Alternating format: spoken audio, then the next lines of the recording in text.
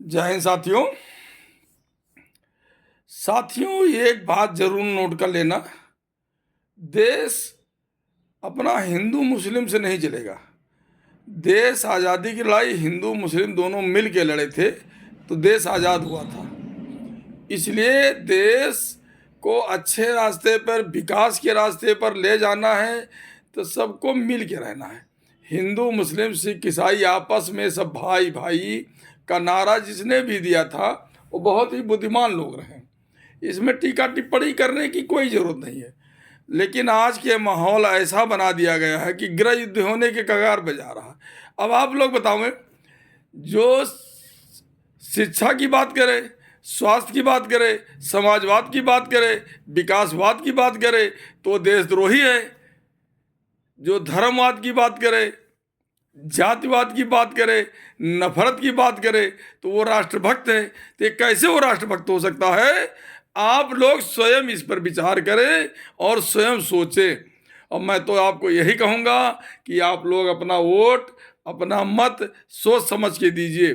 आप लोग जिस प्रतिनिधि को आप भेजते हैं अपने हित के लिए, समाज के हित के लिए, जनहित के लिए, वो प्रतिनिधि वहाँ जा कर के क्या करता है? वो प्रतिनिधि वहाँ जा कर के सरकारी मशीनरी जैसे IAS PCS बाबू जो भी है, यही लोग देश चलाते हैं, ये नेता कोई नहीं चलाते। लेकिन ये नेता का काम है इन पर कंट्रोल करना, तो ये नेता इनसे मिल जाते हैं। ये सरकार है, जो प्रतिनिधि, सारे प्रतिनिधि मिलकर के जनता जो बिना भेजती है यही सरकार बन जाती है। ये भाजपा सरकार हो, कोई भी सरकार हो, मैं सबकी बात करता हूँ, मैं किसी एक पार्टी की बात नहीं करता हूँ। तो ये लोग सभी मिल करके सरकारी मशीनरी के साथ लूट घसोट करते, हम आपको बेवकूफ़ बनाते हैं और हम आप 500 रुपये 2000 रुपये 3000 रुपये लेकर के वोट इनको देते हैं। इसलिए मैं आपको बताऊंगा कि वोट आपका है, आपका अधिकार है। आप अच्छे लोगों को वोट दीजिए, आप अपना अधिकार पहचानिए, जो अच्छा हो उसको वोट दीजिए, अन्यथा नोटा का बटन दबा दीजिए। लेकिन एक गलत आदमी को वोट मत दे। मैं तो कहता हूँ, चाहे भारतीय जनता पार्टी हो, चाहे कांग्रेस हो, चाहे सपा हो, चाहे बसपा हो, चाहे आप पार्टी हो, मैं सबकी बात करता हूँ। मैं किसी पार्टी का अंधभक्त नहीं हूँ। मैं आप पार्टी में ज़रूर हूँ, आम आदमी पार्टी का मैं सक्रिय करता, रैली के जिला अध्यक्ष रहा हूँ, मेरा नाम इंद्र मोहन सिंह है। लेकिन मैं किसी का अंधभक्त नहीं हूँ। मैं कहता हूँ जो गलत करे उसको तुरंत जवाब दीजिए।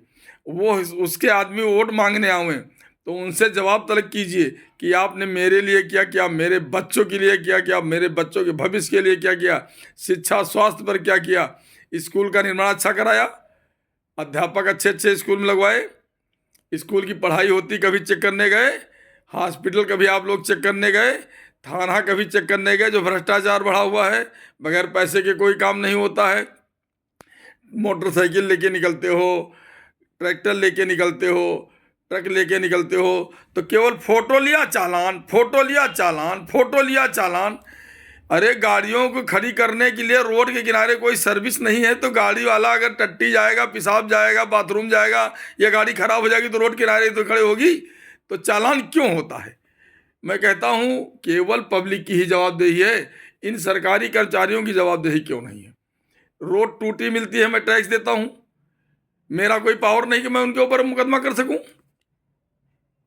थाने में FIR नहीं लिखी जाती है, मैं पैसे दे के लिखवाता हूँ, मेरा कोई पावर नहीं कि इनके ऊपर मुकदमा कर सकूँ।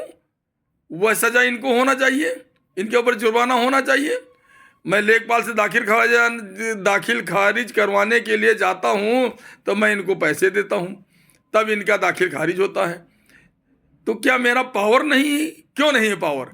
मैं यही तो जानना चाहता हूँ कि आम जनता का पावर क्यों नहीं? जन लोकपाल बिल के लिए नरेंद्र मोदी जी भी घबराए हुए थे कि जन लोकपाल बिल नहीं लगेगा, अडवाणी भी घबराए हुए थे कि जन लोकपाल बिल नहीं लगेगा, सपा और बसपा के भी घबराए हुए थे कि जन लोकपाल बिल नहीं लगेगा। चाहे लालू हो, चाहे मुलायम हो, चाहे अखिलेश यादव हो, किसी ने जन लोकपाल बिल का सपोर्ट नहीं किया। मैं आपको बता दूं, सिंगापुर में सन 1942 में जन लोकपाल बिल लगा था, उसमें 70% से 80% नेता और अभिनेता और वो क्या नाम है, सरकारी कर्मचारी IAS PCS, वो जेल चले गए थे। वहाँ सिंगापुर है जहाँ पर पूरी दुनिया का आदमी घूमने के लिए आता है।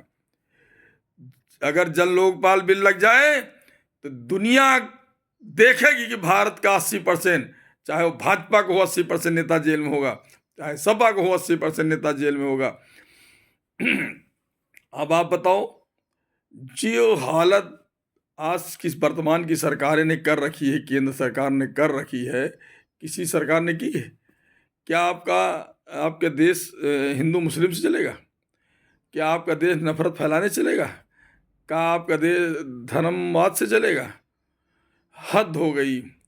अरे मैं कहता हूं, एक एक व्यक्ति उठो और सत्ता का विरोध करो, सत्ता के गलत नीतियों का विरोध करो। मेरा कहना यह है, मैं सत्ता के अच्छे नीतियों को मत विरोध करो।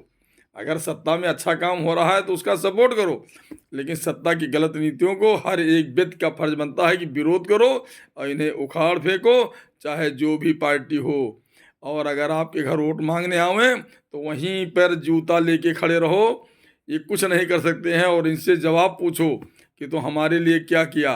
हमारे लिए रास्ते में चलने के लिए पुलिस लगा दिया कि इनकी फ़ोटो करके चालान करो।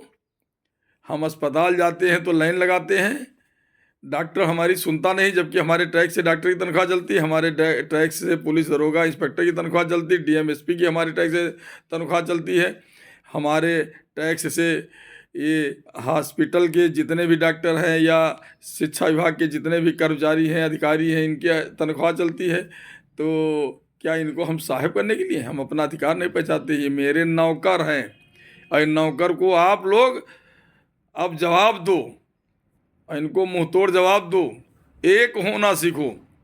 जब देश एक हुआ था तब देश आज़ाद हुआ था। देश जब एक होगा तो अच्छी शिक्षा होगी, देश की जनता जब एक होगी अच्छा स्वास्थ्य मिलेगा, देश की जनता जब एक होगी तो लेखपाल तुम्हारा भाग के आएगा खेत नापने के लिए, दाखिल खारिज करने के लिए। जब देश एक होगा तो स्कूल के अध्यापक आपको पढ़ाएंगे,